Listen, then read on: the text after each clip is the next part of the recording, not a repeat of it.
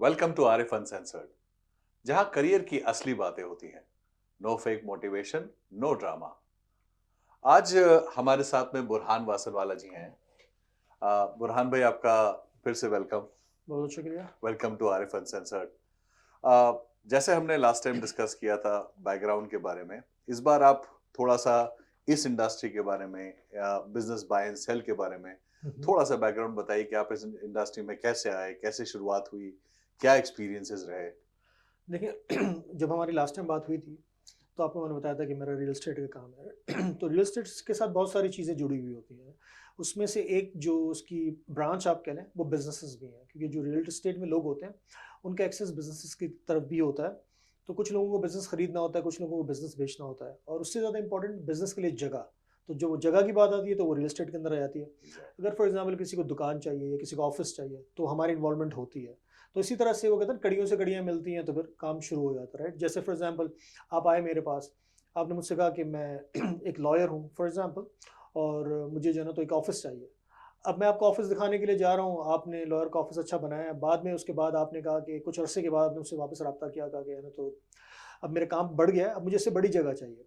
अब आपको वो जो ऑफ़िस है मुझे उसको बेचना है, तो मैं उसको एज़ अ ऑफ़िस भी बेच सकता हूँ, एज़ अ लॉ ऑफ़िस भी बेच सकता हूँ, आपके पूरे सेटअप के साथ। तो एक वो बिज़नेस की शक्ल में इख्तियार कर लेता है। इसी तरह से अगर किसी ने मुझसे कहा कि मुझे कन्वीनियंस स्टोर चलाना है, राइट? तो उनके लिए हमने जगह ढूँढी लीज़ के लिए। तो जब उनका काम चल पड़ा, तब उन्होंने कहा कि अब मुझे इससे बड़ी जगह पे जाना है। तो अब वो छोटी जो जगह है, उसमें वो कन्वीनियंस स्टोर चल रहा है, तो उसको वो खाली करके नहीं जाएँगे। तो वो बिज़नेस एज़ इट इज़ आगे किसी और को बिक जाएगा, राइट? तो इस तरह से रियल एस्टेट के अंदर जब हम होते हैं, तो बिज़नेसेस भी आते हैं और जाते हैं। तो बहुत सारे बिज़नेसेस हैं, जिसके ऊपर हम काम करते हैं, बाय एंड सेल पर्पज़ के लिए।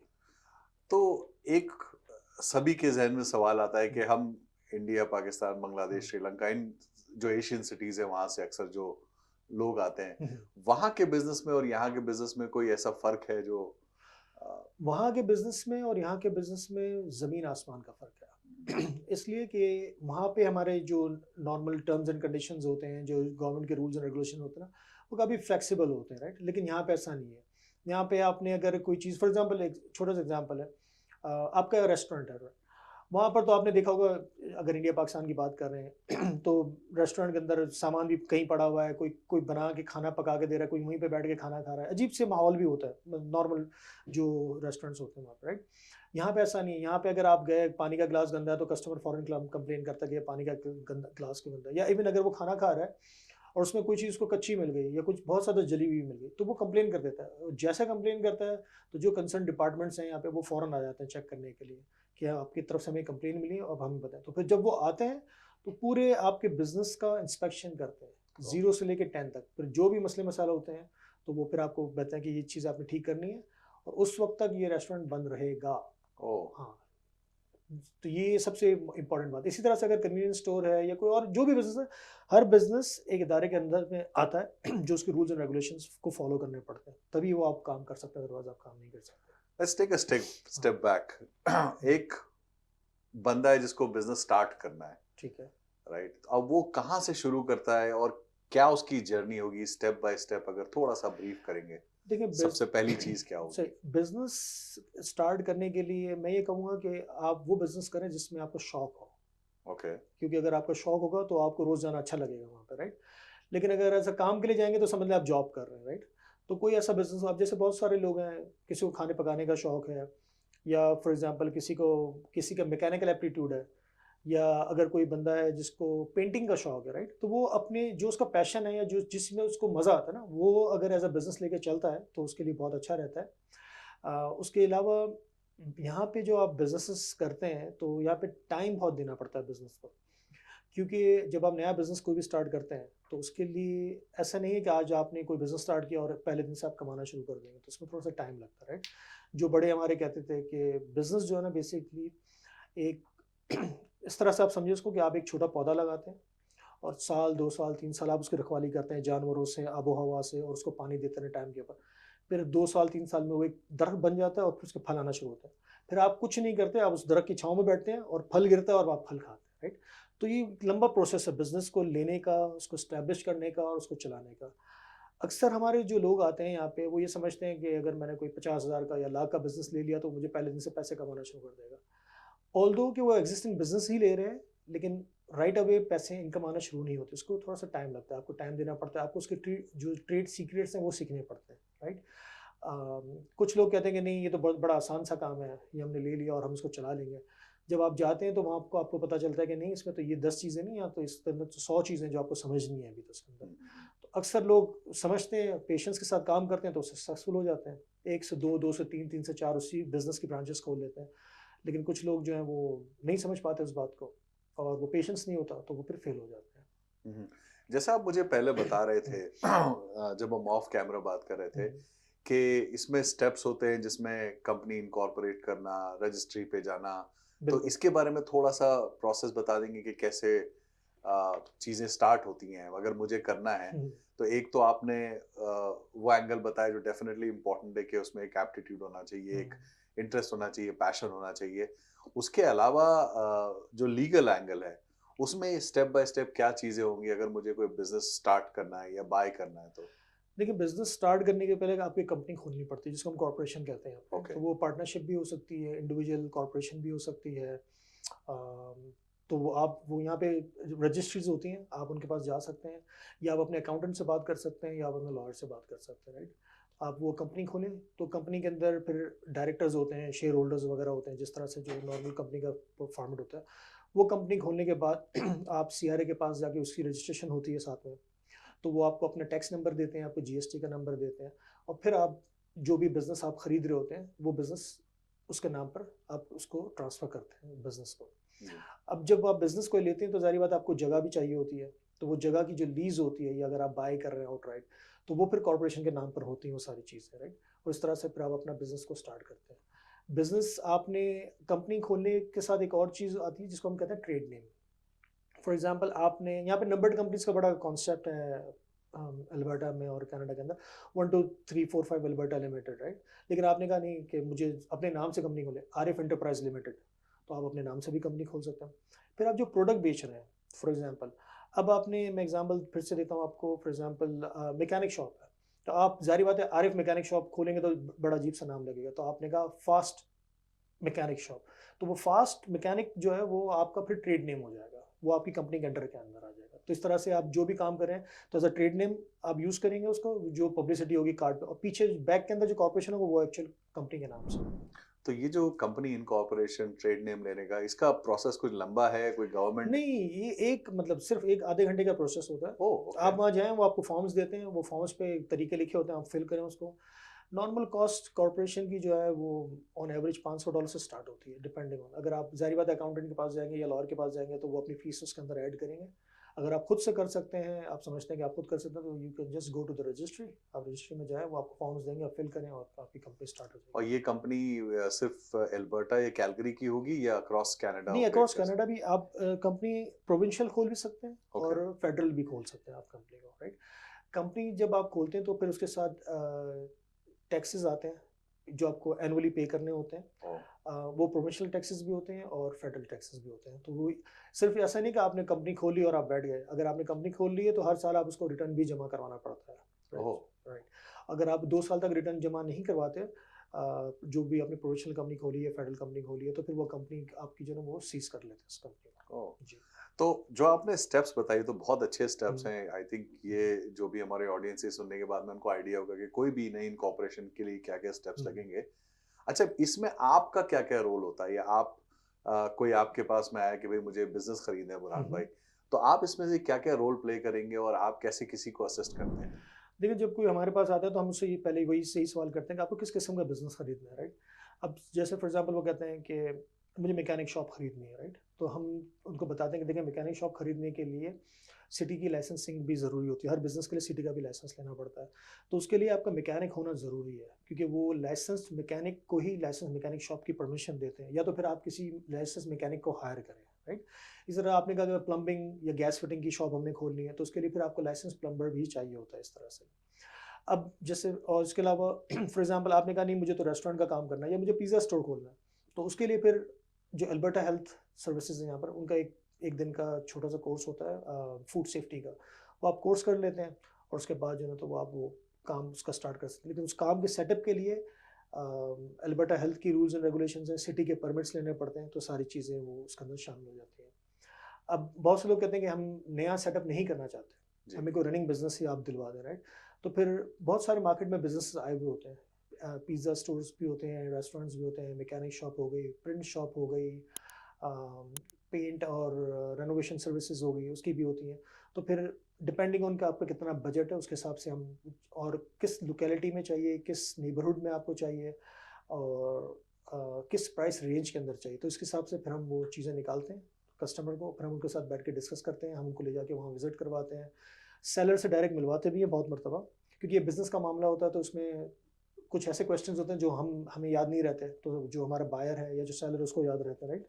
तो वो पूछ सकते हैं फिर एक दूसरे को, और फिर वो अपने फाइनेंशियल्स वगैरह भी शेयर करते हैं जब प्रोसेस आगे बढ़ता है, तो कि क्या इनकम है, क्या एक्सपेंसेस हैं, क्या और चीज़ें इसमें शामिल हो सकती हैं, तो वो एक थोड़ा लंबा प्रोसेस होता है। जी। इसमें नॉर्मली अगर आप कोई बिज़नेस खरीदना चाहते हैं तो 3 से 6 महीने लग जाते हैं इसके अंदर ओह! तकरीबन, या आप खरीद रहे हैं या बेच रहे हैं एटलीस्ट। अच्छा, एक हमारे लोगों में अक्सर क्रेज़ है, हुँ, जो गैस स्टेशन, उनको जी, बड़ा एक्साइटेड लगता है कि भई बिल्कुल, गैस स्टेशन कैसा है? या कई लोगों को लगता है कि ग्रोसरी स्टोर हम क्यों ना खोल लें? बिल्कुल। तो ये वर्सेस दूसरे बिज़नेसेस, या ये खुद ब-खुद कैसे बिज़नेसेस हैं? ये सेंस बनता है लेना या नहीं बनता है? या इसके अलावा कोई और बिज़नेसेस आप सजेस्ट करते हैं? और इसके साथ-साथ आप ये भी बताएँगे इनकी अप्रॉक्सिमेट प्राइस रेंज क्या होती है अगर किसी को खरीदना है तो? देखिए, बिज़नेसेस जो हैं वो मुख्तलिफ़ किस्म के होते हैं, तो और कुछ बिज़नेसेस लेबर इंटेंसिव होते हैं। सॉरी इंटेंसिव होते हैं, राइट? जी। अब जैसे गैस स्टेशन है, तो गैस स्टेशन में एक बंदे का काम नहीं हो सकता, राइट? उसमें आपको 2 लोग चाहिए। फिर गैस स्टेशन के अंदर, क्योंकि ये बड़ा सेटअप होता है, तो उसमें कुछ टेक्निकल एस्पेक्ट्स भी होते हैं, तो फिर आपको टेक्निकल चीज़ें भी पता होनी चाहिए। वर्सेस अगर आप पिज़्ज़ा स्टोर खोल रहे हैं, तो उसमें सिंपल सा काम होता है, एक बंदा हैंडल कर सकता है, राइट? कि पिज़्ज़ा बनाना है, ओवन में डालना है, रेडी हो के आ गया। गैस स्टेशन में बहुत सारी चीज़ें होती हैं, गैस होती है, फिर आपका कन्वीनियंस स्टोर होता है, फिर उसके अलावा वहाँ पे कुछ हार्डवेयर वगैरह की चीज़ें भी लोग रखते हैं, फिर अक्सर उसके साथ कार वॉश भी हुआ होता है, राइट? फिर गैस के अंदर आपके पास गैसोलीन जब आप बेचते हैं तो रेगुलर होती है, डीजल होता है और प्रीमियम होती है, राइट? और प्रोपेन भी होता है, राइट? तो वो डिपेंड करता है कस्टमर के ऊपर, और आई मीन बायर के ऊपर जो बिजनेस करना चाहता है। गैस स्टेशन का बिजनेस थोड़ा एक्सपेंसिव होता है, और जो कैलगरी में या अल्बर्टा में, कनाडा में गैस स्टेशन के बिजनेस है ना, वो फ्रेंचाइज बिजनेस ज़्यादा हैं, राइट?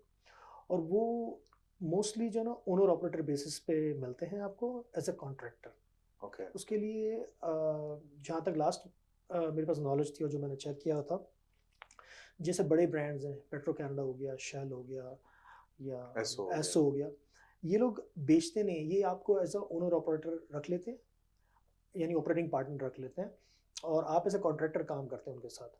वो एक आपसे डिपॉजिट ले लेते हैं, जैसे 5,000 $10,000 का डिपॉजिट, और उसके बाद आपको एक स्टोर दे देते हैं, कहते हैं ये स्टोर आपने चलाना है, इसका बजट हमारे पास फॉर एग्जांपल $1.5 लाख का है, तो $1.5 लाख वो आपकी इनकम है, बेसिकली वो आपको एज अ सैलरी दे रहे हैं। अब उसमें आप 4 बंदे रखें, 6 बंदे रखें, या खुद काम करें और 1.5 लाख पूरे घर पे लेके जाएं, राइट?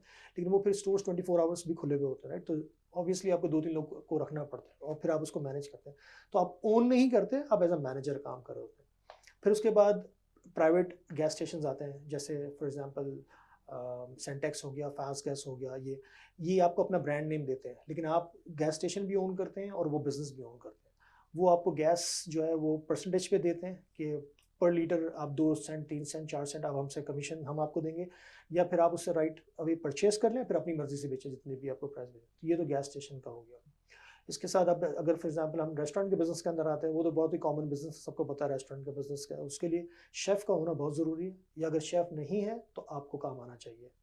बल्कि किसी भी बिज़नेस के लिए सबसे इम्पोर्टेंट चीज़ यही है कि जो भी आप काम करें वो आपको आना चाहिए। अगर आप कहते हैं कि नहीं हम तो स्टाफ़ को रख लेंगे और वो काम कर लेंगे हमारी जगह पे, तो बात नहीं बनेगी। क्योंकि स्टाफ़ आज है, कल छोड़ के चला जाएगा, फिर आप क्या करेंगे? जी। इस तरह से, ये। और कन्वीनियंस स्टोर के बारे में कन्वीनियंस स्टोर का जो काम है वो भी अच्छा काम है यहाँ पे। कन्वीनियंस स्टोर के अंदर बहुत सारी चीज़ें जो आप रख सकते हैं। उसमें ग्रोसरीज भी हो गई आपकी, साथ में स्मोक्स भी रखते हैं, लॉटरी का भी बिजनेस साथ में चलता है, फिर साथ में आपके कुछ डेकोरेशन आइटम्स वगैरह भी रखते हैं, कुछ हाउस होल्ड आइटम्स भी आप रख सकते हैं। और लेकिन ये काम जो है तकरीबन ये 12 घंटे, नॉर्मली जितने भी कन्वीनियंस स्टोर्स हैं ये नॉर्मली यूजुअली 12 घंटे खुलते हैं नॉर्मली। अच्छा। तो ये 9 to 5 वाली जॉब नहीं है, ये समझ लें आप कि अगर सुबह आपने 9 बजे खोला तो रात को 9 बजे बंद करना है आपको, सही। एटलीस्ट इस तरह से। तो इनकी अप्रॉक्सिमेट प्राइस रेंज, अगर किसी को एक ऐसा कन्वीनियंस स्टोर या कोई भी ऐसा बिज़नेस हम्म, चाहिए जिससे कम से कम वो एक फैमिली जो है उस पे सर्वाइव कर पाए, हम्म। तो जैसे एक एवरेज होता है कि कम से कम $4,000 से $5,000 जो है उनका प्रॉफिट हो जाए हर महीने का, जिससे कम से कम एक फैमिली सर्वाइव करे। तो इसमें कम से कम रेंज से क्या स्टार्ट होता है और ज़्यादा से ज़्यादा क्या ले लिया जा सकता है?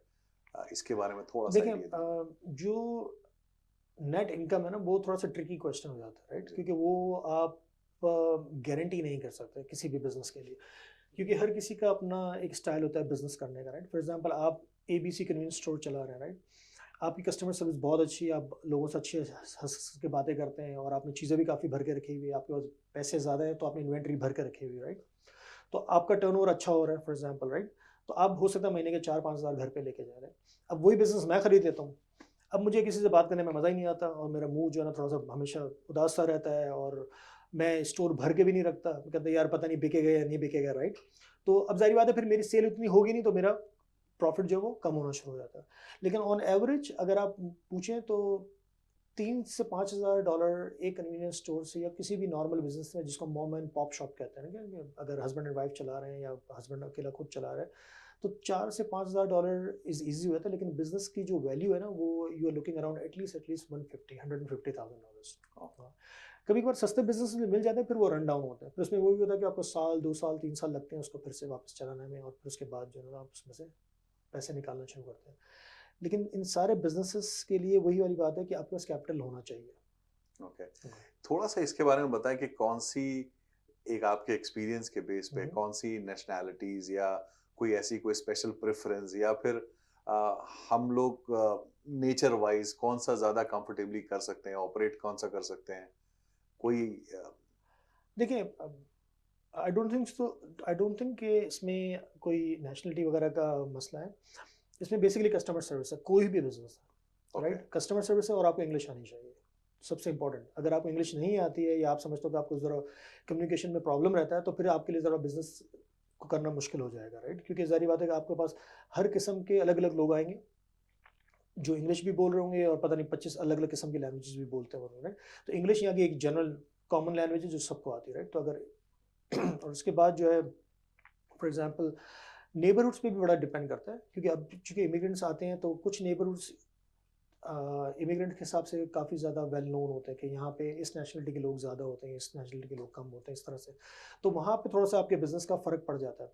अब एग्जांपल है छोटा सा, कि अगर एक नेबरहुड है जहाँ पे हमारी एशियन कम्युनिटी ज़्यादा रहती है, वहाँ पे आप जो है ना, तो फॉर एग्जांपल गोरों के आइटम रखना शुरू कर दें चीज़ों के लिए, तो ज़ाहिर बात है वो चलेगी नहीं वहाँ पे, राइट? इसी तरह से अगर आपके गोरों के नेबरहुड में आपका कन्वीनियंस स्टोर है, और वहाँ पे आपने बस बटर चिकन और टिक्के मसाले और वो साले ला के रख दिया, तो वो वहाँ पे नहीं चलेंगे।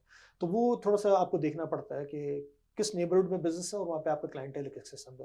तो आपको उस क्लाइंटेल के हिसाब से काम करना पड़ता है। तो आप एज़ अ हुँ, प्रोफ़ेशनल हुँ। इस इंडस्ट्री में लोगों की कैसे हेल्प कर सकते हैं या किस लेवल तक जा सकते हैं? और इसमें भी कमीशन स्ट्रक्चर क्या हुँ, होता हुँ। है?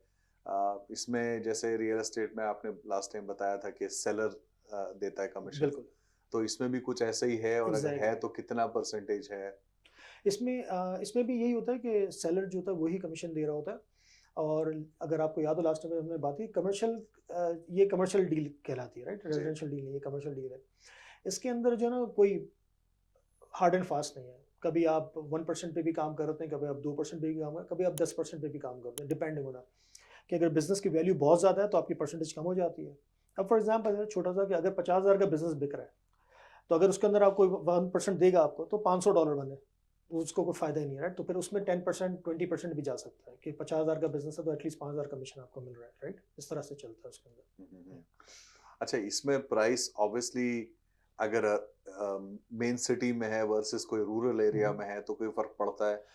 प्राइस जो जो फ़ॉर्मूला यहाँ पे लोग यूज़ करते हैं ना बिज़नेस खरीदने के लिए, 2-3 मुख्तलिफ फ़ॉर्मूलेज़ यूज़ करते हैं लोग। कुछ बिज़नेसेस के अंदर वो लोग जो ग्रॉस सेल होती है वो वैल्यू निकाल लेते हैं, कि अगर फॉर एग्ज़ाम्पल वो अगर बिज़नेस जो है $1,000,000 की सेल कर रहा है, तो उसकी वैल्यू $1,000,000 है, खरीदने के लिए फॉर एग्ज़ाम्पल। फिर कुछ बिज़नेसेस ऐसे होते हैं जिसके अंदर वो एनुअल नेट इनकम के ऊपर लेते हैं, कि अगर फॉर एग्ज़ाम्पल एक स्टोर है, उसकी net income after every expenses, taxes वगैरह देने के बाद 50,000 है, तो वो अप टू 3 टू 4 टाइम्स आप जा सकते हैं, तो उसके आप 2 लाख भी माँग सकते हैं, 5 मल्टीप्लाई बाय 4, राइट? हुँ, जब टाइम टफ होते हैं, इकोनॉमिक कंडीशन ख़राब होती है, तो वो एक ही नंबर वन पर ही मिल सकता है। जैसे फॉर एग्जांपल कहना चाहिए आपको कि अगर 50,000 का नेट है तो एक साल के प्रॉफिट के ऊपर ही आप वो बिजनेस की वैल्यू असेस कर सकते हैं। प्लस वहाँ जो सामान लगा हुआ है अंदर बिजनेस के अंदर, राइट, ज़ाहिर बात है कोई भी अगर ऑफिस है या स्टोर है या कन्वीनियंस स्टोर है तो अंदर जो सामान रखना है वो प्राइस उसके अंदर फिर एडअप हो जाती है। वो 100% एडअप नहीं होती है, वो डिपेंडिंग ऑन कि अब उसकी कितनी लाइफ बाकी रह गई है। तो मोस्ट ऑफ द टाइम 50% तक तो चली जाती है चीज़ें उसके अंदर, राइट। तो अब फॉर एग्जांपल एक कन्वीनियंस स्टोर है जिसके अंदर का जो स्ट्रक्चर है जिसको हम लीज होल्ड स्ट्रक्चर कहते हैं, जिसमें रैक्स आ गए, फ्रिज आ गया, आपका कारपेट हो गया, कंप्यूटर सिस्टम हो गया, पीओएस सिस्टम हो गया, उसकी वैल्यू एक्चुअल में $1,00,000 है। तो अगर वो 5 साल 10 साल पुराना बिजनेस है तो वो लाख के बजाय हम उसको 50,000 पे ले लेते हैं कि जो सामान लगा हुआ है इसकी वैल्यू 50,000 है और इसकी जो नेट इनकम है वो साल की 50,000 है। तो 1 लाख इसकी वैल्यू बनती है बेचने के लिए। अच्छा, इसके पीछे कोई ऑफिशियल मैकेनिज्म है कि प्राइस जो है वो, फॉर एग्जांपल मेरे पास एक पिज्ज़ा स्टोर है एग्जांपल, सही है। मैं आपको बोलूँगा कि ये मशीन जो है ये $10,000 की है, बट हो सकता है कि वो उसकी कीमत सिर्फ $2,000 हो। बिल्कुल सही है। तो कोई ऐसी मैकेनिज्म है या कोई सिस्टम है या कोई टैक्सेस के नहीं, थ्रू उसके या लिए सबसे बेस्ट उसके लिए तो वो कहते हैं ना गूगल बादशाह। आप मशीन का नंबर डालें गूगल के ऊपर और उसका नाम लिखें तो उसकी प्राइस आ जाएगी आपको, नई की प्राइस क्या, यूज़ की प्राइस क्या है, तो उसी हिसाब से वो अप्रेज होती है चीज़ें, राइट। आप जो कह रहे हैं मैं समझ रहा हूँ। अक्सर लोग कहेंगे कि मेरा बिजनेस जो है उसमें जो मैंने मशीनें ली हुई है, मैंने 40-40 हज़ार की मशीनें ली हुई है 10 साल पहले। अब 10 साल के बाद जो है ना वो 40,000 की मशीन जो आपको 20,000 की ब्रांड न्यू मिल रही है, तो कोई आपको 10,000 भी नहीं देगा उस मशीन के, राइट। तो वो इस हिसाब से फिर जो मार्केट वैल्यू चल रही होती है उसके हिसाब से बात होती है। और गूगल पे आप कोई भी चीज़ डालें हर चीज़ की आपको इन्फॉर्मेशन मिल जाती है, राइट। तो वहीं से प्राइस निकल। और उसके अलावा जो बड़े बिजनेसेस होते हैं जो फॉर एग्जांपल 2-2 लाख 3-3 4-4 लाख, तो उसके प्रोफेशनल अप्रेजर्स होते हैं जो बिजनेस ब्रोकरेज कर रहे होते हैं।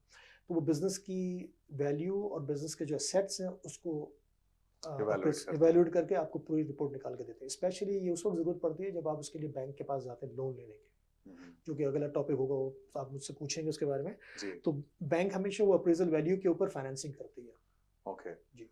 ओके, तो जो बैंक्स होते हैं ये ऑब्वियसली इनके असेसमेंट के बेस पे लोन देती हैं या 100% दे देती हैं नहीं, लोन? बैंक 100% लोन कभी भी नहीं देता।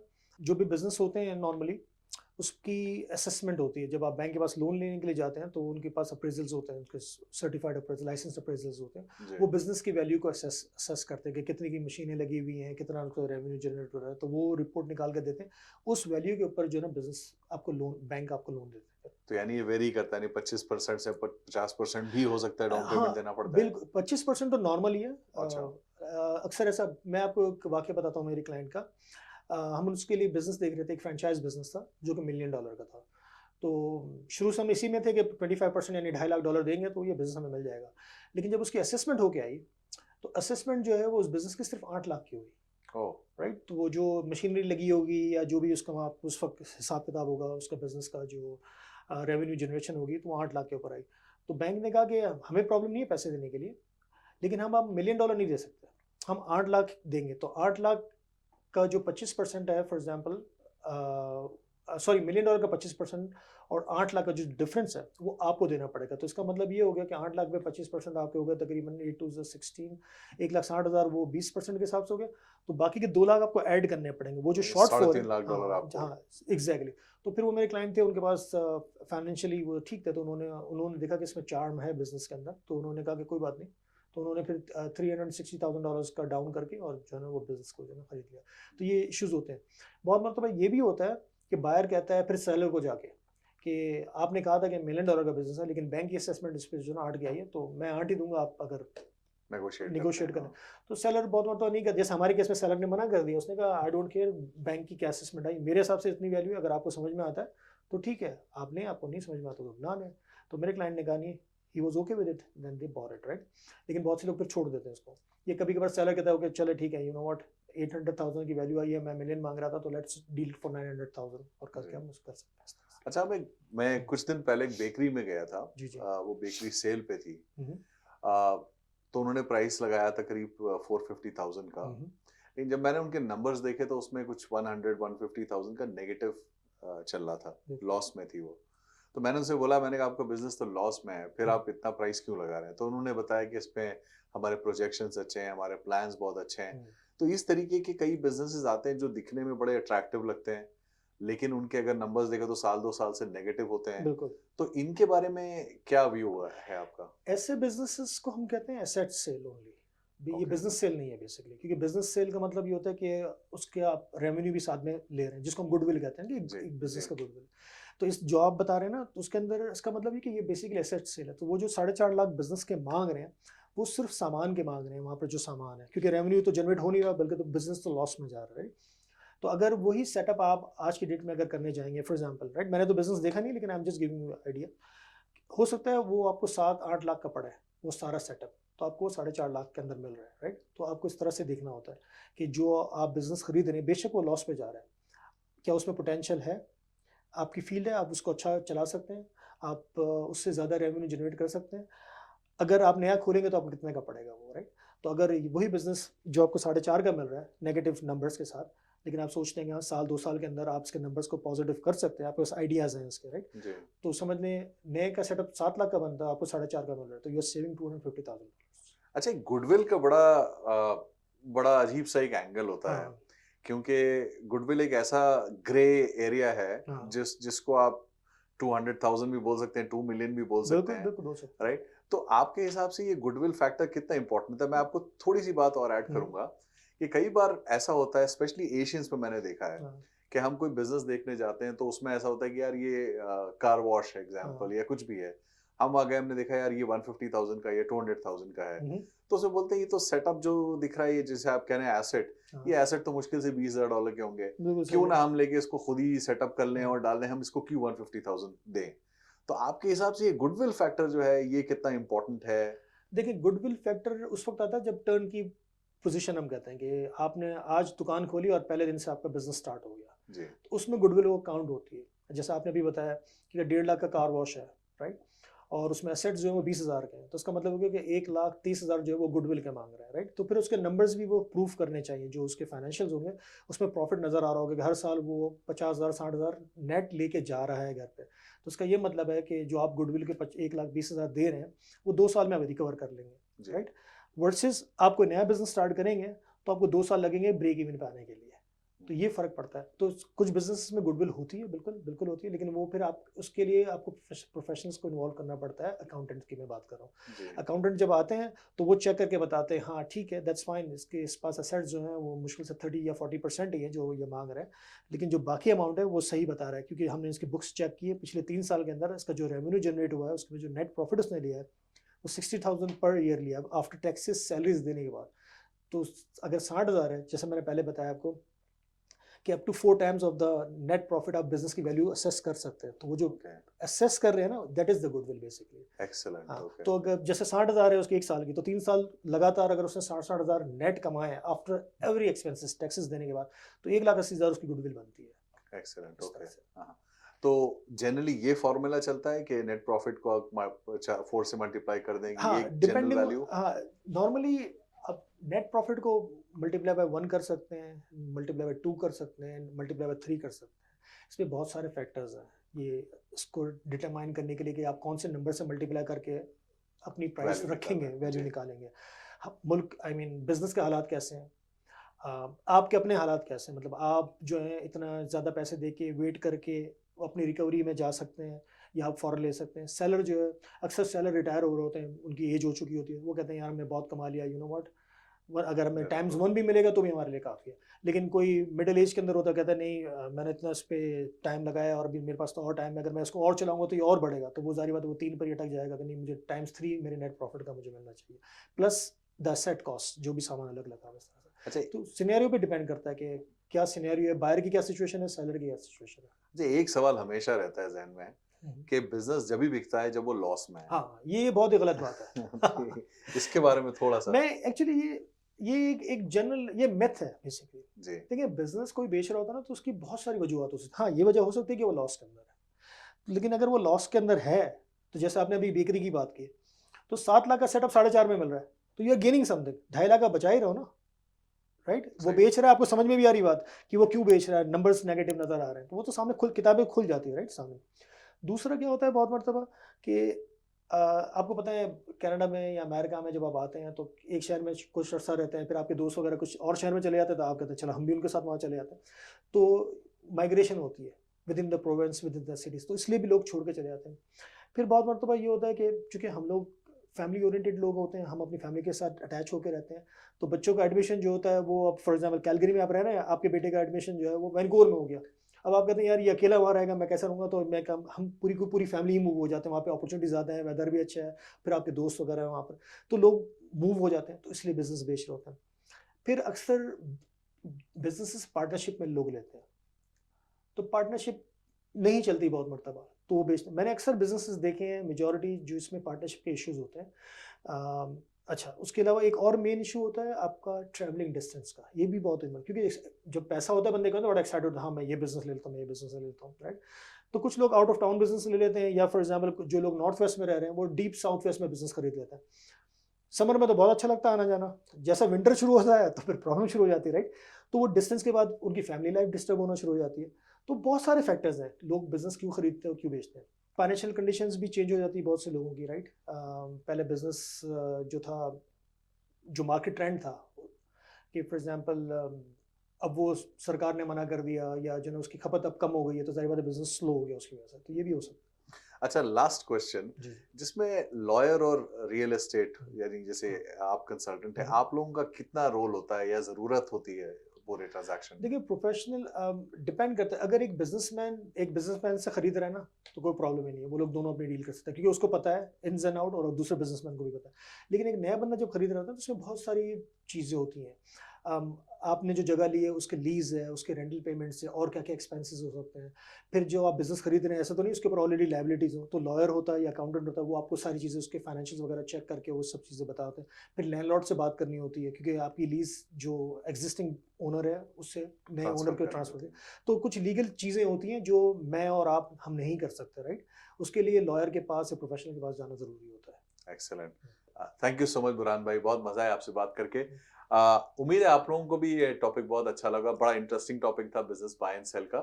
अ, हमेशा हमारे साथ रहिए, सब्सक्राइब कीजिए चैनल को। Thank you so much, have a good day.